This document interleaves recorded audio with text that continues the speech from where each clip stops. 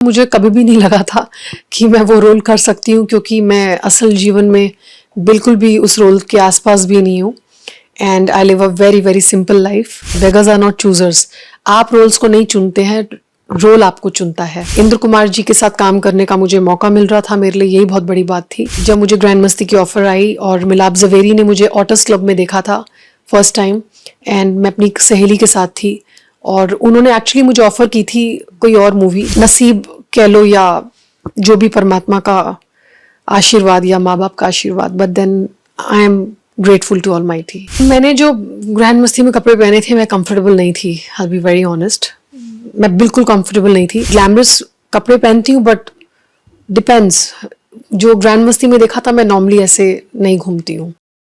सबसे पहले आपसे जानना चाहेंगे कि इतने साल हो गए आपको बॉलीवुड में, कैसे देखती हैं अपनी जर्नी को और कैसे इवॉल्व हुई as an actor?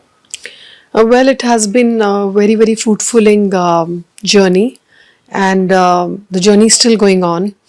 And it's all about the process for every artist, you know, being part of the industry. And जब मैं सोचती हूँ कि मैंने कहाँ से स्टार्ट किया था, तो it's like UP Uttar Pradesh के एक छोटे से शहर सहारनपुर से निकलने के बाद ईजी नहीं होता है कि आप छोटे शहरों से एक बड़े शहर पे आके मकाम हासिल करें। तो मेरे लिए तो यही बहुत बड़ी बात थी कि जब मैं सहारनपुर शहर से निकली तो मैं पढ़ाई करने निकली थी, एंड दिल्ली में NIFT से मैंने मर्चेंडाइजिंग का कोर्स किया, एंड पढ़ने निकली थी। और दिल्ली में मुझे when I was crossing the road तो मुझे मॉडलिंग का ऑफर आ गया। तो ये नहीं सोचा था कि पढ़ते पढ़ते मॉडलिंग करने को मिलेगी और ऑल ऑफ दैट। एंड वो भी एक वक्त था जब मैं हॉस्टल में PG में रहती थी, एंड ऑफ कोर्स घर से पैसे इतने ज़्यादा नहीं मिलते थे, and my father had a lot of issues going on in business back then. तो उनके इश्यूज को देखकर और प्लस हमारी पढ़ाई और बिजनेस में उनके काफ़ी लोन्स चढ़ गए थे। तो वो जर्नी को देखते देखते मैं पढ़ तो रही थी, लेकिन बैक ऑफ द माइंड ये था कि जीवन में कुछ करना है। और जैसे ही मॉडलिंग के ब्रेक्स मिलते गए तो जो भी मेरी उस टाइम पे इनकम थी, मैंने 4 शिफ्ट्स में काम किया और सारे पैसे घर भेजती गई, पापा का लोन क्लियर करती गई। एंड खुशनसीब समझती हूँ कि ये नहीं होता कि आप कितने बड़े स्टार बनते हैं या आप जीवन में कौन से पैमाने पे पहुंचते हैं। आप अपने माँ बाप के भी काम आते हैं या उनके लिए कुछ कर पाते हैं अपने जीते जी, तो वो आपकी सक्सेस स्टोरी का सबसे बड़ा पैमाना होता है। So when I see my entire journey, it looks fruitfuling in my eyes and in my parents' eyes, as I could do something as a child for my parents in their business world. And आज सब कुछ अच्छा है, but वो भी एक वक्त था जब हॉस्टल में प्लेट्स में खाने में कॉकरोच तैर रहे होते थे और मैं काम करके वापस आती थी तो खाना भी नसीब नहीं होता था और भूखे पेट पानी पी के सोना पड़ता था। तो काफ़ी लंबी जर्नी है, and it's still going on, and I am enjoying the entire process. Grand मस्ती जैसी फिल्म में अपने बोल्ड डेब्यू से आपने सबको हैरान कर दिया था जी। तो ऐसा कौन सा मूवमेंट था जब आपको लगा कि ये मैं कर सकती हूँ? ऐसा कौन सा मोमेंट था कि मैं ऐसा कर सकती हूँ? एक्चुअली तो मुझे कभी भी नहीं लगा था कि मैं वो रोल कर सकती हूँ, क्योंकि मैं असल जीवन में बिल्कुल भी उस रोल के आसपास भी नहीं हूँ। And I live a very very simple life, just like any other girl. And but क्या होता है ना कि जब आप काम करने निकलते हैं तो एक कहावत है, बेगर्स आर नॉट चूजर्स। आप रोल्स को नहीं चुनते हैं, रोल आपको चुनता है। और इंद्र कुमार जी के साथ काम करने का मुझे मौका मिल रहा था, मेरे लिए यही बहुत बड़ी बात थी। एंड एज अ न्यू कमर जब मुझे ग्रैंड मस्ती की ऑफर आई और मिलाप जवेरी ने मुझे ऑटस क्लब में देखा था फर्स्ट टाइम, एंड मैं अपनी सहेली के साथ थी और उन्होंने एक्चुअली मुझे ऑफर की थी कोई और मूवी जिसका नाम था जॉन जनी जनार्दन। वाशु बगनानी जी उसको प्रोड्यूस कर रहे थे। करने जा रही थी मैं जॉन जनी जनार्दन, जिसमें रितेश देशमुख, जैकी भगनानी, जैकलिन फर्नांडिस और Milap Zaveri wanted me to be also one of the actors.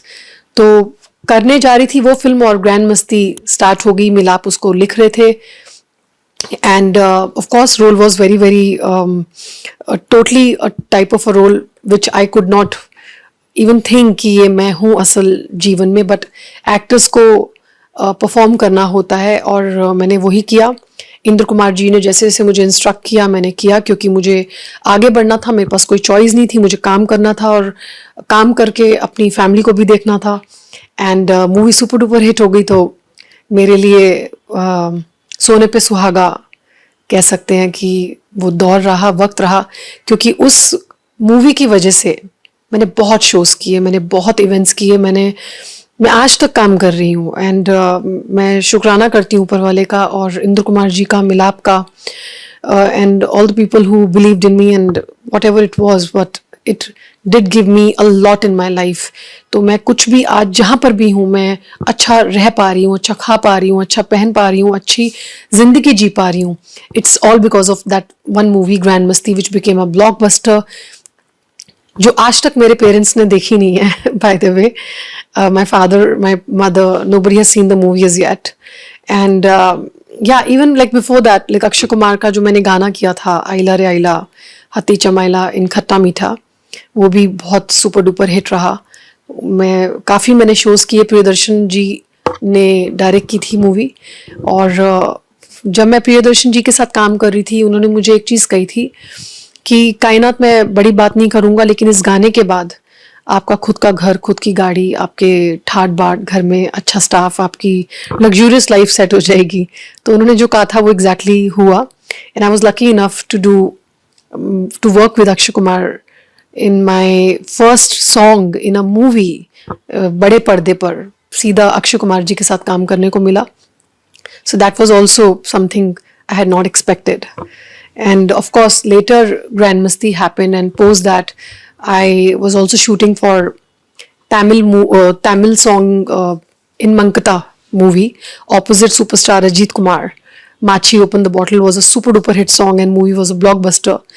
तो बड़े बड़े सुपरस्टार्स के साथ काम करने को मिला। एंड देन मलयालम मूवी में मोहनलाल जी के साथ डेब्यू किया मैंने लैला और लैला में। एंड पोस्ट दैट गिपी ग्रेवाल के साथ मैंने फरार मूवी में डेब्यू किया। सो जितने जितने रीजन्स, डिफरेंट भाषाओं में मैंने काम किया, मुझे बहुत कुछ सीखने को मिला। और हर भाषा में, of course it's not easy, हमारी हिंदी मातृभाषा है। मैं मलयालम में बात नहीं करती हूँ, तमिल में नहीं करती हूँ, पंजाबी हूँ लेकिन पंजाबी में बात नहीं करती हूँ। बट मैंने रीजनल सिनेमा में सारे सुपरस्टार्स के साथ ही डेब्यू किया। So that was I think नसीब कह लो, या जो भी परमात्मा का आशीर्वाद या माँ बाप का आशीर्वाद, but then I am grateful to almighty. आपने कहा कि आपने बॉलीवुड में काम किया, मलयालम में काम किया, पंजाबी में जी। काम किया, हर तमिल में काम किया, तो ऐसी कौन सी इंडस्ट्री जिसकी वाइब आपको सबसे ज्यादा पसंद आती है और क्यों? एक आर्टिस्ट के लिए ये नहीं होता है कि कौन सी इंडस्ट्री की वाइब अच्छी है। ये तो वो बात हो जाएगी कि आप किसी से पूछते हो कि आपको आपका कौन सा बच्चा पसंद है। तो पेरेंट्स के लिए जैसे जवाब देना मुश्किल हो जाता है कि बड़ा पसंद है, छोटा, या like who is the favorite child. It's a difficult question for an artist. आपको काम मिल रहा है, आप उसको काम को सराहते हैं और मेहनत करते हैं, आगे बढ़ते जाते हैं। और यही रहता है कि बस काम से ज़िंदगी भरपूर रहे। और सभी इंडस्ट्री में मुझे बहुत मज़ा आया। बस ये है कि हिंदी आपकी मातृभाषा है, तो आपको लगता है कि आप उसमें डेली बात करते हैं तो इजी हो जाता है। और जब आप तमिल, मलयालम, पंजाबी जैसी मूवीज़ करते हैं, ठीक है, या तेलुगु भी करते हैं, तो it's more like going to the school and आप दोबारा से एक तरीके से पढ़ाई करते हैं, आपके टीचर होते हैं। मैंने हरियाणवी लैंग्वेज भी सीखी, मैंने संस्कृत भी सीखी थी, और नुक्ते वगैरह सब मैंने proper workshops, acting classes, dance workshops, मैंने सब मेहनत किया। मैंने ढोल बजाना भी सीखा कुछ किरदारों के लिए। और आर्टिस्ट के लिए यही होता है कि आप हर रोज़ कुछ बेहतर करें और कुछ रोज़ कुछ नया सीखें in terms of your creative line. And I do a lot of shows also, so उसमें भी आप रोज रिहर्सल्स करते हैं, so you're busy. End of the day आपको काम करना चाहिए और सेल्फ इंडिपेंडेंट हर लड़की को होना चाहिए, no matter who you're marrying, who's your boyfriend, no matter where you're going to settle, but a woman should be always self-sufficient and independent. Grand मस्ती जैसे कॉमेडी रोल्स की वजह से क्या लोग आपको अक्सर फनी समझते हैं या फिर उन्हें लगता है कि आप ग्रैंड साइड से ज़्यादा डोमिनेट करती हैं? I don't know if people think I'm funny, and I don't even know if I'm funny. I think I'm more of a lover. I think people who know me, like my friends or people who are around me, they think I'm very romantic. So I think I should do a romantic movie and maybe something more intense. Comedy is something, I think comedy is the most difficult genre. और इसमें sense of timing बहुत important होती है और ज़्यादातर मैंने देखा है कि कॉमेडीज़ में लड़कों के आसपास जितने भी मेल एक्टर्स हैं उनको ज़्यादा परफॉर्म करने को मिलता है and very few films like I have seen they comedies more surrounded around a female character like Tanu weds Manu returns तो वो भी एक ब्लैक ह्यूमर कॉमेडी है and Kangana Ranaut had performed incredibly beautifully. She had portrayed that character where she had done that Haryanvi role in Tanu Weds Manu Returns. And क्योंकि हरियाणवी में भी एक अलग टाइप की भाषा होती है उसमें भी एक पंच लाइन्स होती हैं जो हमें लगता है कि हरियाणवी में हम बात कर रहे हैं हम फनी नहीं है बट सामने वाले को फनी लगता है तो बहुत कम ऐसी मूवीज़ हैं जिसमें एक्ट्रेसेस को कुछ ऐसा परफॉर्म करने को मिलता है जिसमें लोगों को लगता है फनी है बट या when I did grand Masti I was nominated at the IIFA awards and straight away I went to US so I mean for me it was something big I had not expected that कि मैं nominate भी होंगी but या अगर आपको कोई funny समझता है तो ठीक है but I would like to do love romantic roles and और maybe something like a Chandni Bar, what Tabu did, or something like a Chameli, what Kareena Kapoor did. But yeah, Jab We Met was beautiful, so I think Kareena was damn funny in that. और artist को हर रस try करना चाहिए जीवन में नव रस होते हैं जिसमें से एक रस होता है श्रृंगार रस so I think I would like to perform on different roles I would love to do something like Sadma में जैसे श्रीदेवी जी ने परफॉर्म किया था one of the roles which really inspired me as an artist fashion में आपकी choices हमेशा fearless और statement making होती है तो क्या आपको कभी आउटफिट से ज्यादा डेयरिंग किसी कैरेक्टर को पोर्ट्रे करते हुए अपनी लिमिट्स क्रॉस करने का डर लगता है मैंने जो ग्रैंड मस्ती में कपड़े पहने थे मैं कंफर्टेबल नहीं थी आई बी वेरी ऑनेस्ट मैं बिल्कुल कंफर्टेबल नहीं थी और अभी भी कई सारे ऐसे रोल्स आए जिसमें बहुत बोल्ड डेयरिंग टाइप के कैरेक्टर्स थे मैंने नहीं किए I am being honest but at the same time अगर मुझे परफॉर्म करना है अगर मुझे कोई अच्छा रोल करना है बट अगर वो वुमेन सेंट्रिक रोल है जैसे शी आई थी है ना उसमें जो सेंट्रल कैरेक्टर था I mean like what she did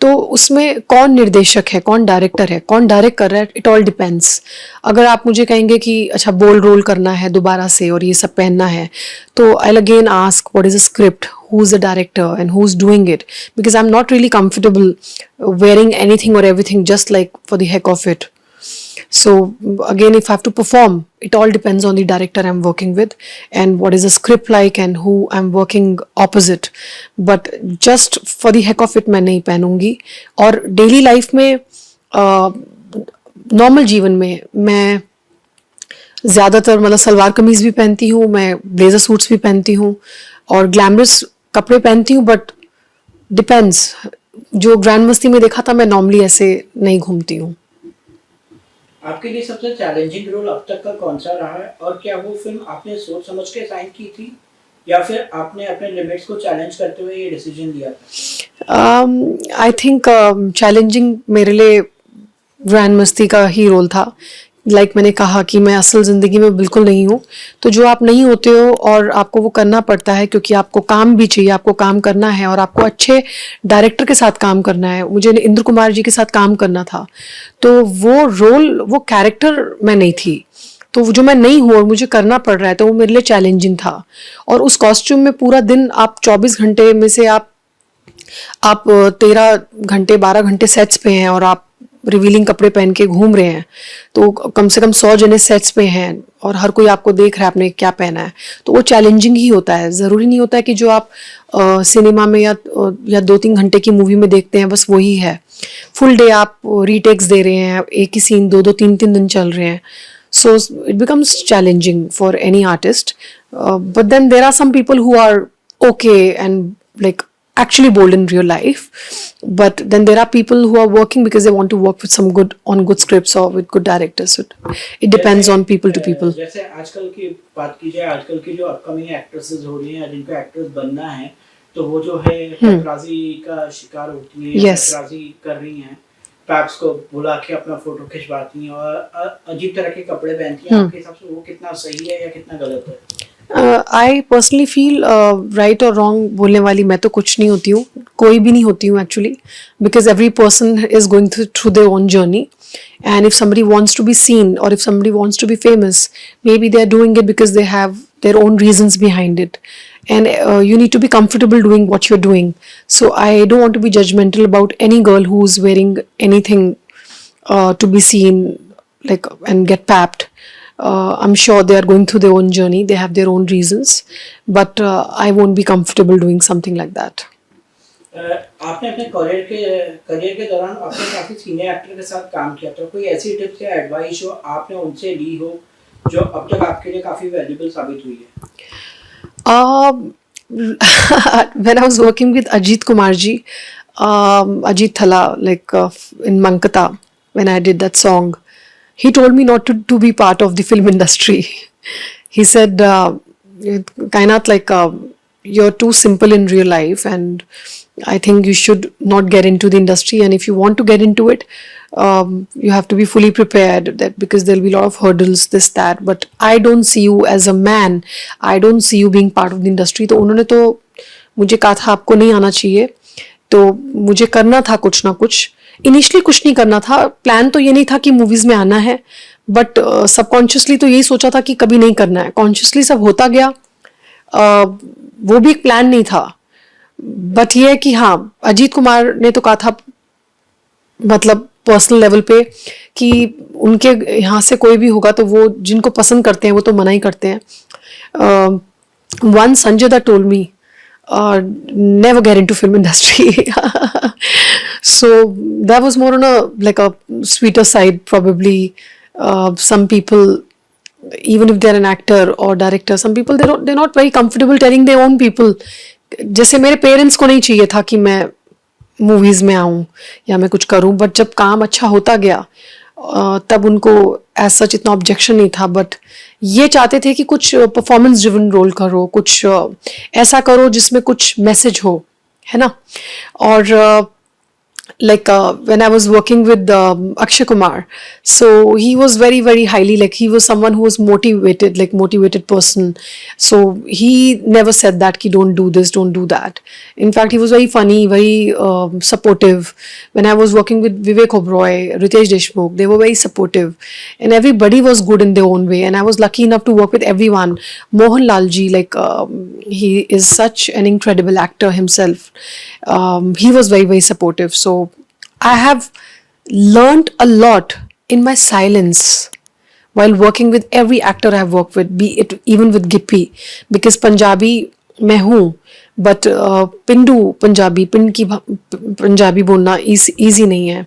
और हम लोग US में शूट कर रहे थे, तो मुझे गिप्पी ने बहुत सपोर्ट किया. मुझे पंजाबी की जो डिक्शन, जो लिंगो है, उसमें just like a teacher, he was like on there on the set supporting. So from every actor I've learned something or the others. In my own silence, I was observing Ritesh Deshmukh being such a spontaneous actor, and his one-liners and his spontaneity, like in terms of dialogue delivery. कुछ तो लिखा नहीं होता था और वो ऐसा कमाल कर जाते थे कि आप बस देखते रह जाओगे और इतना कुछ सीख जाते हो. And if you are a sucker for learning in this industry, और अगर आप बहुत आगे जाना चाहते हैं तो आपको साइलेंटली ऑब्जर्व करना चाहिए. तो मैंने अपनी साइलेंस में इन सब दिग्गज एक्टर्स को ऑब्जर्व करके बहुत सीखा है, रादर देन टिप्स लेके सीखा हो.